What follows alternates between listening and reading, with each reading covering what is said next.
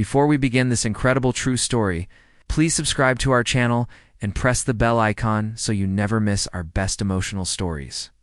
Now, let's dive into this remarkable tale from inside the palace walls. Thomas. Bennett had served as a royal guard at Buckingham Palace for 17 years. He knew every corridor, every hidden passage, and every secret room in the ancient building. His job was simple: protect the royal family, maintain security, and never speak about what happened behind closed doors. He took his duties seriously, perhaps more seriously than most. On a cold November morning, Thomas received an unusual assignment. The Queen Consort's personal secretary, Margaret, approached him with a worried expression. She explained that Queen Camilla needed assistance with her wardrobe room. A section of the closet had become jammed, and the regular maintenance staff was occupied with repairs in the east wing. Margaret asked if Thomas could help move some of the heavier wardrobes to access the problem area. Thomas agreed, without hesitation. He had worked in various parts of the palace before, but never in the Queen's private chambers. As he walked through the elegant hallways toward her quarters, he felt a mix of nervousness and honor. The walls were lined with portraits of former royals, their eyes seeming to follow him as he passed. Margaret led him to a large room filled with wardrobes, dress racks, and countless boxes. The space was immaculate, organized with military precision.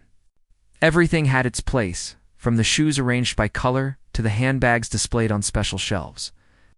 The room smelled faintly of lavender and expensive perfume. "The problem is behind that wardrobe." Margaret pointed to a massive wooden piece against the far wall. "We need to pull it forward, but it's too heavy for one person." Thomas examined the wardrobe. It was an antique piece, beautifully carved with intricate designs. He estimated it weighed at least 300 pounds. Together, he and Margaret began to carefully pull it away from the wall. The wardrobe moved slowly, its wooden feet scraping against the floor with a low grinding sound as they pulled it about 2 feet from the wall. Thomas noticed something odd. There was a small door built into the wall itself, previously hidden completely by the wardrobe. The door was painted the same cream color as the wall, making it nearly invisible. If not for the tiny brass handle, he would have missed it entirely. "Did you know this was here?" Thomas asked Margaret. She shook her head, her eyes wide with surprise. "I've worked for Her Majesty for 8 years. I've never seen this before." They both stared at the door for a moment, unsure what to do. The palace was full of old storage spaces and forgotten rooms. Many dated back hundreds of years. But this door seemed deliberately hidden, concealed behind furniture in the Queen's private space. "Should we open it?" Margaret whispered, as if afraid someone might hear. Thomas considered the question carefully. His training told him to report any discovery immediately. But curiosity tugged at him. What could be hidden in the Queen's own closet? He thought about the Queen herself. Camilla had always been kind to the staff, remembering their names and asking about their families. She was different from what many people expected. "I think we should at least look," Thomas finally said. "If it's something concerning, we'll report it right away." Margaret nodded in agreement. Thomas reached for the small brass handle and turned it. The door opened with a soft click, revealing a narrow space that was more of a deep cupboard than a room. Inside, hanging on a single hook, was a garment bag. The bag was old, made of yellowed cloth that might have once been white. Thomas carefully lifted the bag from the hook. It was surprisingly light. He laid it on a nearby ottoman and slowly unzipped it. What he found inside took his breath away. The gown was stunning. Even in the dim light of the closet room, it seemed to glow. The fabric was ivory silk, hand-embroidered with thousands of tiny pearls and crystals. The workmanship was extraordinary, each stitch perfectly placed. The design was elegant, yet simple, with long sleeves and a flowing train that would have stretched several feet behind the wearer. But it was the condition of the gown that shocked them both. Despite being hidden away, possibly for decades, it looked almost new. The silk had barely yellowed, and the embroidery remained intact. Whoever had made this gown had created something meant to last forever. "This is incredible," Margaret breathed, running her fingers gently along the sleeve. "I've never seen anything like it." Thomas noticed a small tag sewn inside the neckline. He carefully lifted it to read the faded writing. For CPB, May 1973. His mind raced. CPB could stand for Camilla Parker Bowles, the Queen's maiden name. But 1973 was over 50 years ago. Camilla would have been in her mid-20s then. "Need to tell Her Majesty about this," Thomas said quietly. "This belongs to her, and it's been hidden all these years." Margaret looked uncertain. But what if she doesn't want to be reminded of it? What if it was hidden for a reason? Thomas understood her concern. The royal family's private lives were complex, filled with histories that the public knew only fragments about. This gown clearly meant something significant. The care taken to preserve it, the secret location, the date on the tag, everything pointed to a story that someone had wanted to keep hidden. "It's her property," Thomas said firmly. "She has the right to know it's been found. Whatever the story is, it's hers to tell or keep private." Margaret took a deep breath and nodded. "You're right. I'll inform Her Majesty immediately. Will you stay here with the gown?" "Of course," Thomas replied. As Margaret left to find the Queen, Thomas looked at the beautiful gown again. He wondered about its story. Why had it been hidden? Who had placed it there? And most importantly, what would the Queen say when she learned that after all these years? Her lost gown had finally been discovered. Thomas stood alone in the closet room, the mysterious gown laid carefully across the ottoman before him. His mind kept returning to the date on the tag, 1973. That was more than 50 years ago. Long before Camilla had become Queen Consort, long before she had even married Prince Charles. What had happened in 1973 that would cause such a beautiful gown to be hidden away and forgotten? He looked around the room more carefully now, wondering if there were other secrets hidden in plain sight. The palace was like that, layers upon layers of history, each generation leaving their mark while concealing others. He had heard stories from older guards about hidden letters, forgotten jewelry, and private documents discovered in unexpected places. Every discovery told a story about the people who had lived within these walls. 20 minutes passed before Margaret returned. She wasn't alone. Queen Camilla herself walked beside her, dressed casually in a cream sweater and navy trousers. Thomas immediately stood at attention. His years of training taking over. "Your Majesty," he said, bowing slightly. "Please, Thomas." "There's no need for formality right now," Camilla said with a gentle smile. Her voice was warm, but Thomas could detect a hint of nervousness beneath it. "Margaret tells me you found something rather unexpected." "Yes, Your Majesty." Thomas gestured toward the ottoman where the gown lay. It was behind the wardrobe, in a hidden cupboard. Camilla walked slowly toward the gown, her hand rising to her mouth as she saw it. She stopped a few feet away, just staring at it. The color seemed to drain from her face, and for a moment Thomas worried she might faint. Margaret quickly moved to her side, offering support. "I never thought I'd see this again," Camilla whispered, her voice thick with emotion. "I thought it was gone forever." She moved closer, reaching out to touch the fabric with trembling fingers. Tears began to roll down her cheeks, and she made no attempt to wipe them away. Thomas and Margaret exchanged glances, both unsure whether they should stay or leave. The moment felt intensely private, yet the Queen made no move to dismiss them. "It's beautiful, isn't it?" Camilla said, looking up at them both. "This was supposed to be my wedding dress. My first wedding dress." Thomas felt his heart skip a beat. The weight of what she was saying settled over the room. This wasn't just any gown. This represented a moment in her life, a choice, a path that had been changed. Camilla sat down on a nearby chair, still holding a corner of the gown's fabric. "I was 25 years old. So young, really, though I thought I was terribly grown up at the time. I had met someone, fallen deeply in love. He was kind, funny, and completely devoted to me. He wasn't wealthy, and he certainly wasn't royal. He was a teacher named David, and he wanted to marry me." She paused, lost in the memory. Thomas remained perfectly still, understanding that she needed to tell this story, perhaps for the first time in decades. "I said yes to David's proposal," Camilla continued. "My parents weren't entirely pleased. They had hoped I would marry someone with better connections, more money, but I was determined. I commissioned this dress from a small shop in London. The woman who made it poured her heart into every stitch. She said it was the most beautiful dress she'd ever created. Margaret sat down in another chair, her eyes fixed on the Queen. "What happened, Your Majesty?" Camilla smiled sadly. "Life happened. Choices happened. About 2 months before the wedding, I met Charles at a polo match. We'd known each other before, but this time was different. There was something between us, something powerful and undeniable. We began seeing each other, secretly at first.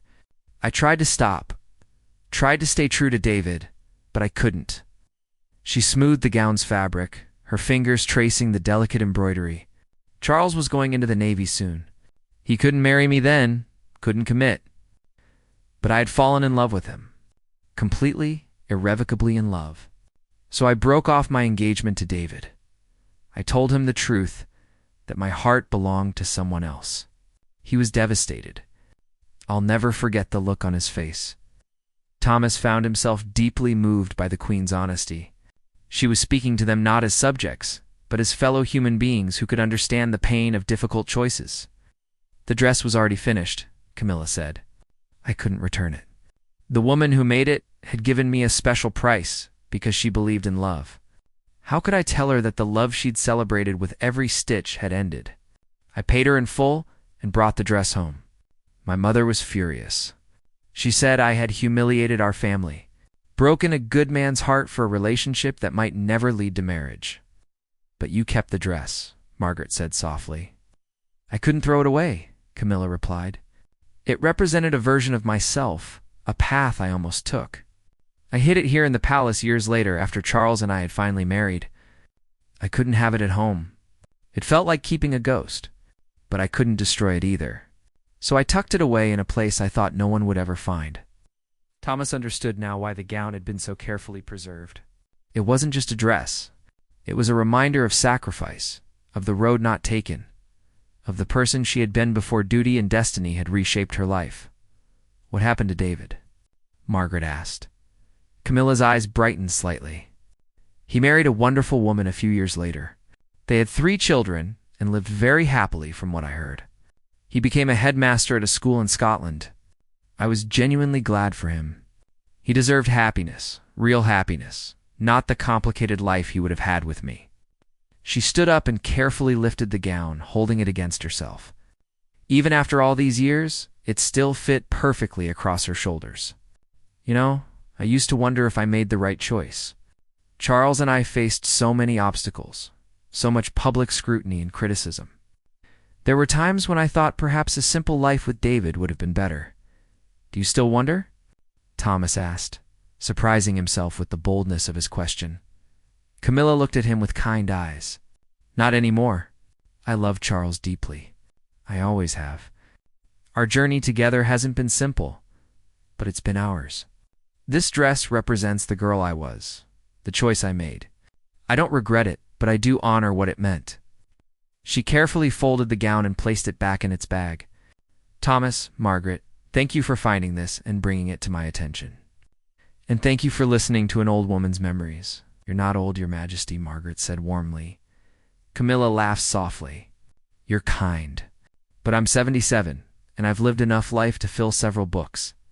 This dress is part of that life." As Thomas prepared to leave, the Queen stopped him. "Thomas, you've served us faithfully for many years. I trust you'll keep this story between us." "Of course, Your Majesty," Thomas replied. "Your secrets are safe with me." 3 days had passed since the discovery of the gown, and Thomas found himself unable to stop thinking about it. He had kept his promise to the Queen, telling no one about what he had learned. But the story had touched something deep within him, making him reflect on his own life and the choices he had made. During his afternoon patrol through the palace gardens, Thomas noticed Queen Camilla sitting alone on a bench near the rose garden. She was holding something in her hands, turning it over thoughtfully. As he approached to ensure her safety, he realized it was a photograph, old and slightly faded. "Thomas," she called out when she noticed him, "please join me for a moment." He hesitated, unsure if it was appropriate. She patted the bench beside her. "I could use the company. Sometimes this place feels too large and too quiet." Thomas sat down, maintaining a respectful distance. The Queen held up the photograph so he could see it. The image showed a young woman in her 20s, laughing freely with her head thrown back. She wore a simple dress and had her arm linked with a young man who gazed at her with obvious adoration. "That's me with David," Camilla said quietly. "Someone took this picture at a garden party in 1972. Look at how happy we were. How uncomplicated everything seemed." Thomas studied the photograph carefully. The young Camilla in the picture looked carefree in a way that seemed impossible for someone in her current position. "You look very happy, Your Majesty." "I was," she admitted. "But happiness comes in different forms, doesn't it?" That was the happiness of innocence, of not knowing what lay ahead. "The happiness I have now is deeper, more earned. It survived storms and criticism and years of waiting." She tucked the photograph into her pocket and looked at Thomas with curious eyes. "You've been a guard here for 17 years. You must have your own stories of choices and paths not taken." Thomas was surprised by her question. People rarely asked guards about their personal lives. They were meant to be invisible, present, but not truly seen. "I do, Your Majesty. Though nothing as dramatic as yours. Tell me," she encouraged. "I find that everyone's story matters, regardless of how dramatic they think it is." Thomas took a breath, thinking back to a time that felt like another lifetime. "I was engaged once 20 years ago. Her name was Sarah. We'd been together since university. Everyone expected us to marry, have children, live a normal life, but you didn't," Camilla observed. "No, I received an opportunity to join the Royal Guard. It was my dream job, something I'd worked toward for years, but it meant long hours, constant vigilance, and very little personal life. Sarah gave me an ultimatum: her or the job. She needed someone who could be present, who could be a full partner. I couldn't promise her that." Camilla nodded with understanding. "So you chose duty." "I chose what I was meant to do," Thomas said. "I've never regretted becoming a guard. But sometimes late at night, I wonder what my life would have been like with Sarah, whether I'd have children now, grandchildren perhaps. Have you kept in touch with her?" Thomas shook his head. "She married an accountant 2 years after we split. They have 4 children. I see her updates occasionally on social media. She looks happy, genuinely happy. I think she made the right choice too, just not with me." They sat in comfortable silence for a moment. Two people from very different worlds who had both sacrificed personal happiness for duty and purpose. The afternoon sun filtered through the trees, casting dancing shadows on the path before them. "Finding that dress has stirred up so many memories," Camilla said finally. "I've been thinking about reaching out to David. Not to rekindle anything, of course, but perhaps to apologize properly, to acknowledge the hurt I caused. I was young and selfish, thinking only about my own feelings." "Do you think he'd want to hear from you?" Thomas asked carefully. "I don't know," she admitted. "That's what frightens me. What if opening that door causes him pain? What if he's put it all behind him, and I'm just bringing up old wounds? But what if he needs that apology? What if after all these years, he still carries hurt that I could help heal?" Thomas considered her words carefully before responding. "Your Majesty, I think you should follow your heart. If reaching out comes from a genuine place of wanting to make amends, then it's worth the risk. Even if he doesn't respond or doesn't want contact, you'll know you tried." Camilla smiled at him warmly. "You're very wise for a guard, Thomas. Has anyone ever told you that?" "Never, Your Majesty. Most people just see the uniform. That's their loss," she said firmly. "Some of the wisest people I've met work behind the scenes, keeping everything running smoothly, while others take the credit." She stood up, smoothing her skirt. "I've made a decision. I'm going to try to contact David. Margaret has been researching. She found that he retired from teaching 5 years ago. He lives in Edinburgh now with his wife. I'll write him a letter, something he can read in private and respond to only if he wishes." "That sounds like a thoughtful approach," Thomas agreed. "Will you help me?" she asked suddenly. "I'd like someone outside my immediate circle to read the letter before I send it. Someone who can tell me honestly if it sounds self-serving or genuine." Now Thomas was honored and terrified in equal measure. "Your Majesty, I'm not sure I'm qualified to." "You're perfectly qualified," she interrupted gently. "You understand what it means to make difficult choices. You know about sacrifice and looking back on what might have been. That's exactly the perspective I need." Over the next week, Thomas found himself in an unusual position. Each evening after his shift ended, he would meet with the Queen in her private study. She would share drafts of her letter to David, and he would offer honest feedback. The first few versions were too formal, too distant. Others were too emotional, almost desperate in their need for forgiveness. Finally, on the seventh evening, she read aloud a version that felt right. "Dear David, I hope this letter finds you well and happy. I learned recently that you retired from teaching and are living in Edinburgh. I hear it's beautiful there, though I imagine quite cold in winter. I'm writing after many years because I found something that brought back memories of a time long ago. I'm not sure if you'll remember, but over 50 years ago, we were engaged to be married. I broke that engagement in a way that was thoughtless and hurtful. I was young and caught up in my own feelings, unable to see the pain I was causing someone who deserved so much better. I'm writing now to offer an apology that is decades overdue. You were kind to me, devoted and genuine. I hurt you, and I'm truly sorry. I hope life has been good to you, that you found the happiness and peace you deserve. I don't expect a response to this letter. I simply wanted you to know that I remember, I acknowledge my actions, and I regret the pain they caused. With sincere regards, Camilla." Thomas felt his throat tighten with emotion as she finished reading. "That's perfect, Your Majesty. It's honest and humble.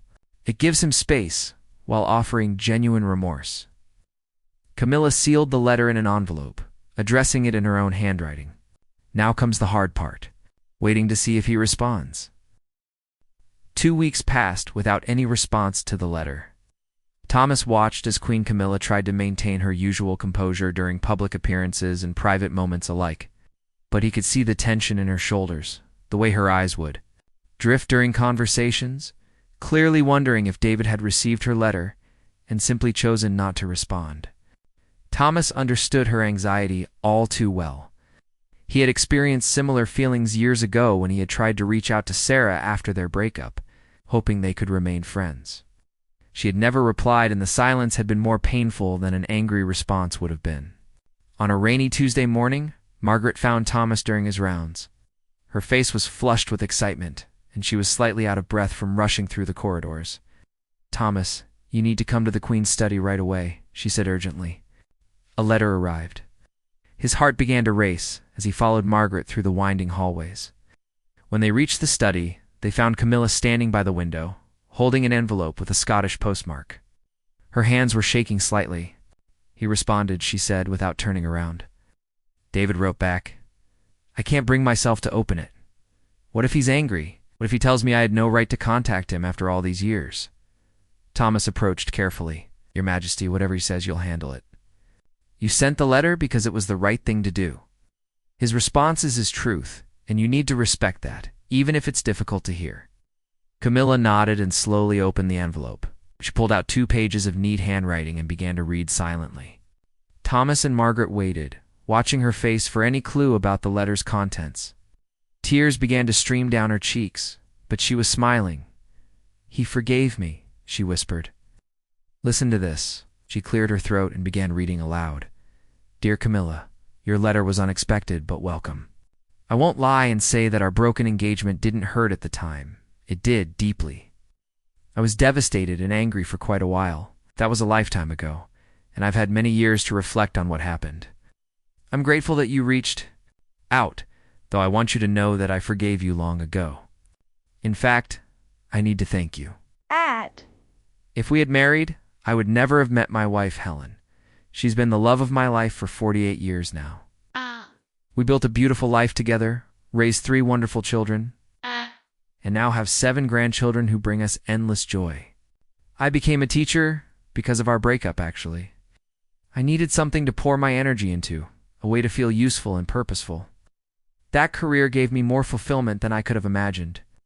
I've influenced hundreds of young lives, and I like to think I made a difference." Camilla paused, wiping her eyes before continuing. "I followed your life from a distance over the years, as most people in Britain have. I know your journey hasn't been easy. You've faced tremendous criticism and scrutiny. But I've also seen how you've handled it with grace and dignity. You've become a devoted partner to Charles and a dedicated servant to the country. I'm proud of you in a strange way. As for the dress, I remember you mentioning it once. You were so excited about it. I hope you'll treasure it as a reminder, not of what you lost, but of who you were then and how far you've come. We both followed the paths we were meant to follow. No apologies needed, no regrets required. I wish you and Charles many more happy years together. With warm regards and genuine forgiveness, David. The study fell silent except for the sound of rain pattering against the windows. Camilla carefully folded the letter and held it close to her chest. He thanked me, she said in wonder. I broke his heart, and he thanked me because it led him to his true love. Margaret wiped tears from her own eyes.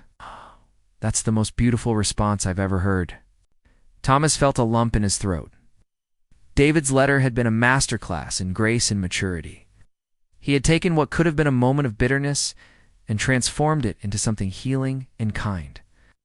I need to do something for him, Camilla said suddenly, her voice filled with determination. I want to send him and his wife something meaningful, something that shows how much his forgiveness means to me. Over the next few days, the Queen worked with Margaret to create a special gift for David and Helen. She selected a first edition, a book of Scottish poetry from the Palace Library, knowing David had always loved literature. Inside, she wrote a personal inscription, thanking them both for their kindness and grace.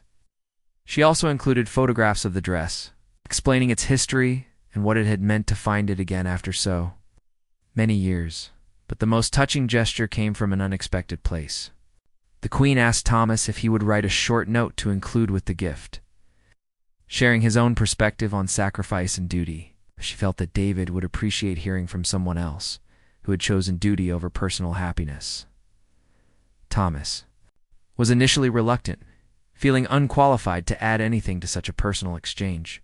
But eventually, he wrote from his heart, Dear David and Helen, my name is Thomas Bennet, and I have the honor of serving as a royal guard at Buckingham Palace. I was present when your dress was discovered, David, and I've had the privilege of witnessing the Queen's journey since that moment.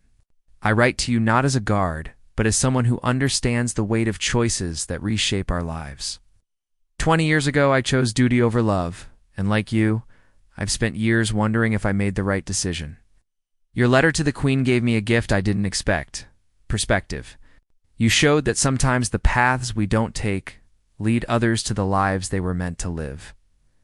Thank you for that wisdom. Your forgiveness has healed more than you know. With respect and admiration, Thomas Bennet.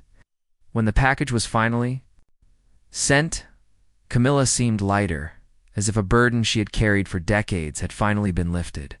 The discovery of the dress had opened a door to the past, but David's response had allowed her to close it with peace rather than regret. One evening, as Thomas was completing his final rounds, he encountered the Queen walking through the portrait gallery. She was studying a recent painting of herself and Charles, commissioned for their anniversary. We look happy, don't we? She said as he approached. You do, Your Majesty. Genuinely happy.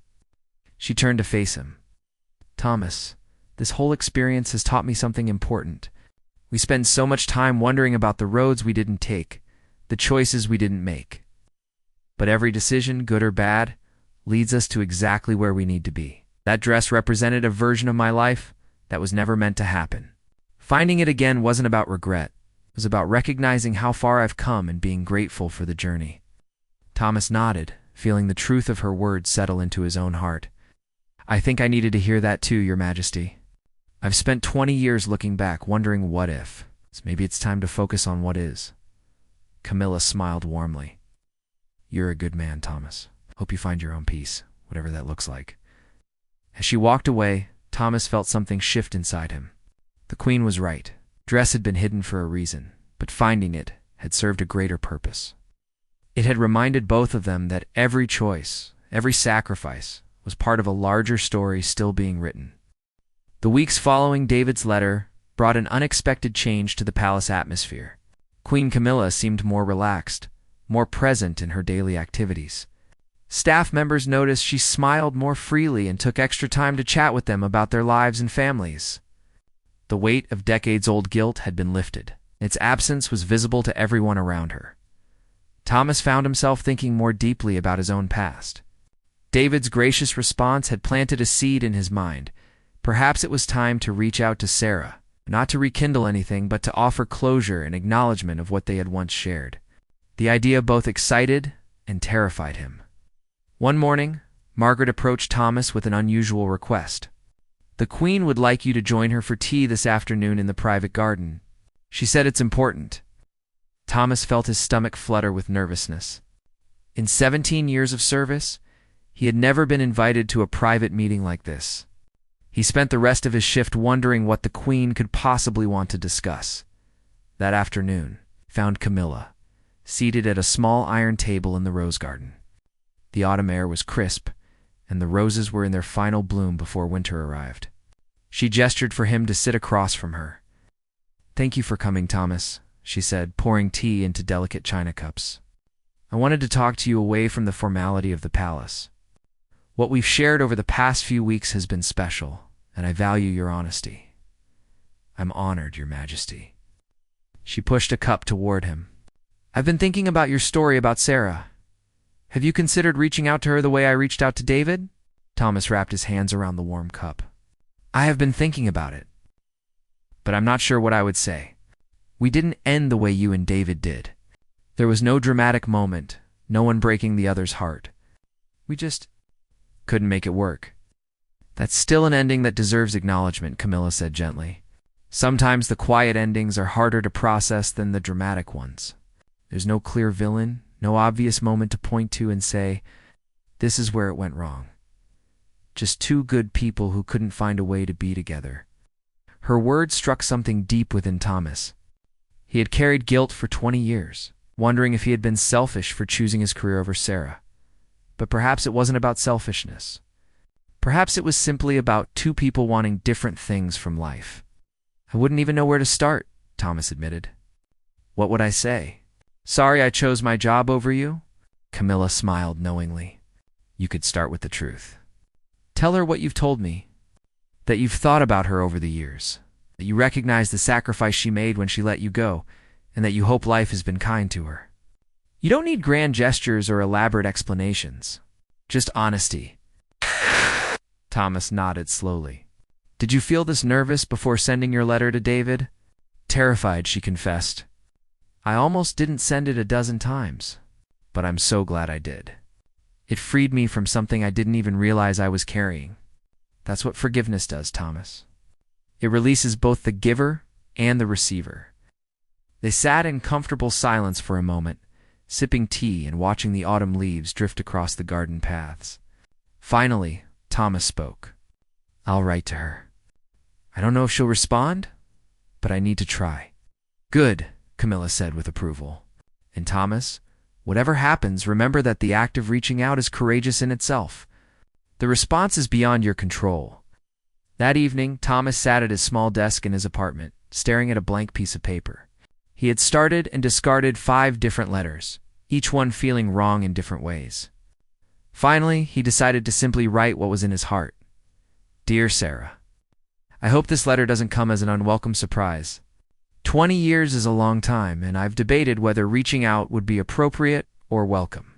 I've been thinking about our time together recently, prompted by something that happened at work. I wanted to tell you that I'm sorry. Not for choosing my career, which was the right path for me, but for not being able to be the partner you needed. You deserved someone who could be fully present, and I couldn't offer that. I hope life has treated you well. I see from social media that you have a beautiful family. Your husband looks like a good man, and your children seem wonderful. I'm genuinely happy for you. I never married or had children of my own, and sometimes I wonder about the life we might have had together. But I believe we both ended up where we were meant to be. Thank you for the years we shared and for understanding, even when it hurt. I wish you continued happiness and peace. With sincere regards, Thomas." He sealed the letter before he could change his mind and posted it the next morning.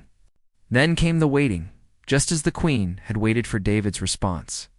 Days turned into a week, then 2 weeks. Thomas tried not to check his mailbox obsessively, but he couldn't help himself. Meanwhile, something beautiful was happening at the palace. The Queen had decided to do something special with the wedding dress. Rather than hide it away again, she had it professionally restored and placed in a private display case in her study. It wasn't about showcasing it publicly, but about honoring the young woman she had been and the journey she had taken since then. One afternoon, King Charles himself came to see the dress. Thomas happened to be nearby when he overheard their conversation through the partially opened door. "Is this the famous dress I've been hearing about?" Charles asked with gentle humor in his voice. "Oh, the very one," Camilla replied. "I thought about hiding it again, but that felt wrong. It's part of my story, part of who I was before I became who I am now." There was a pause, and then Charles spoke softly. "He must have loved you very much. I'm glad you were able to make peace with it all." "I did love him, in the way young people love," Camilla said. "But it wasn't the love I have for you. That took time, trials, and tremendous patience. It's deeper because it was tested." Thomas felt he shouldn't be listening and quietly moved away. But their words stayed with him.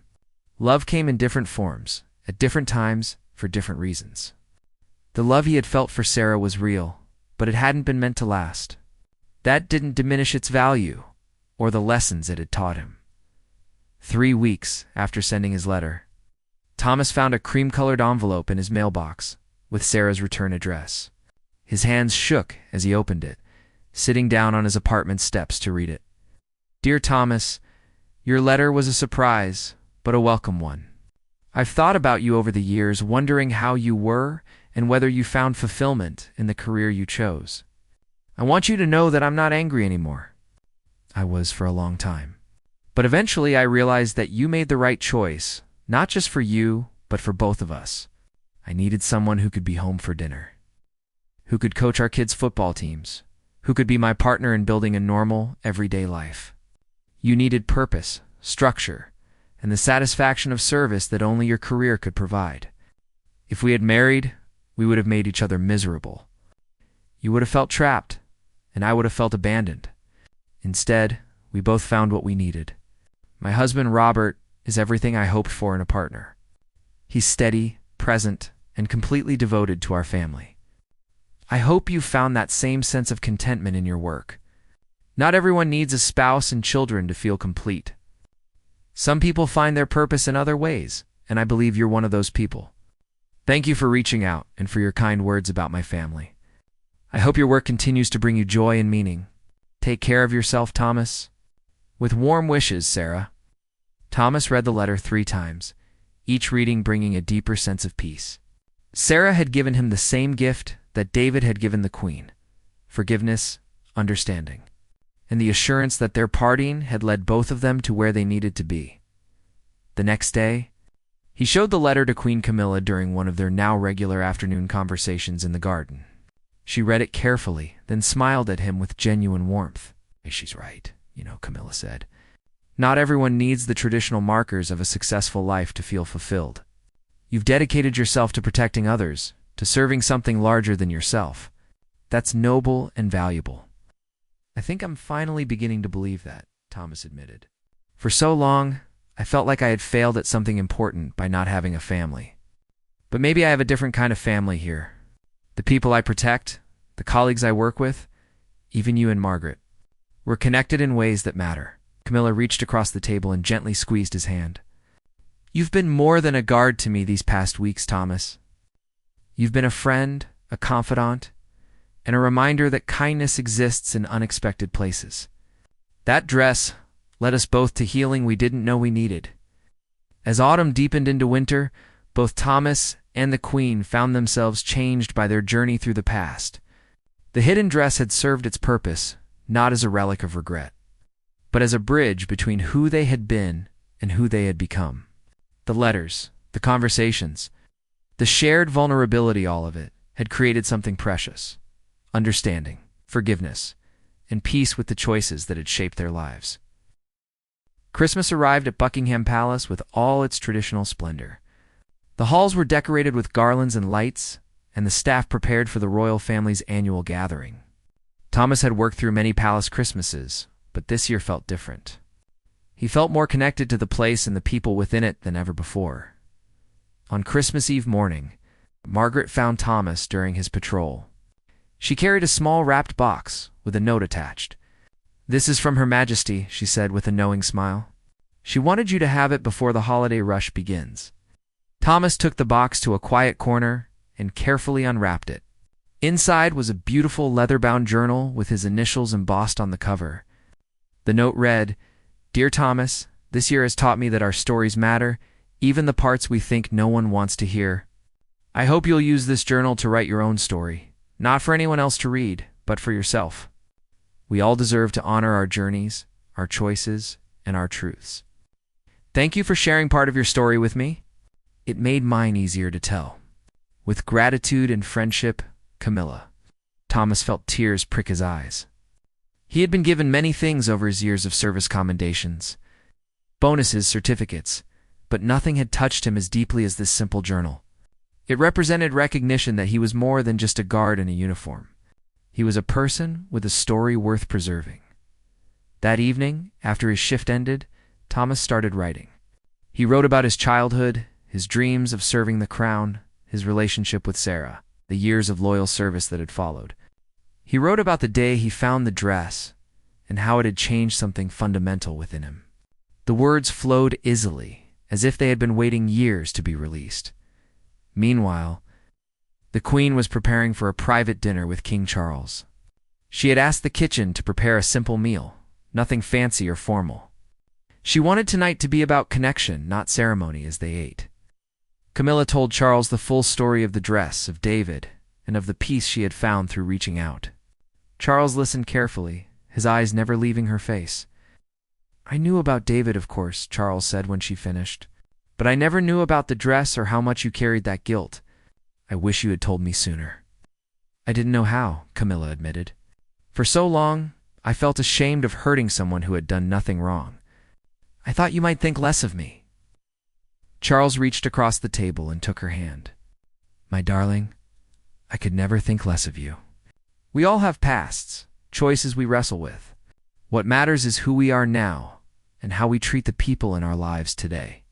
You've been nothing but devoted and loving. That's what I see." Camilla squeezed his hand, feeling a wave of love for this man who had waited for her, fought for her, and stood beside her through decades of criticism and challenge. Finding that dress was like finding a missing piece of myself. Not because I wanted to go back to that time, but because I needed to acknowledge it and make peace with it. "I'm glad you did," Charles said softly. "You seem lighter somehow, more at peace." They finished their dinner in comfortable silence, to people who had traveled a long, complicated road to be together. The dress had been a reminder of the path not taken, but also a celebration of the path they had chosen in the days following Christmas. The Queen made a decision that surprised everyone. She announced that she wanted to donate the wedding dress to a museum exhibition about royal fashion and personal history.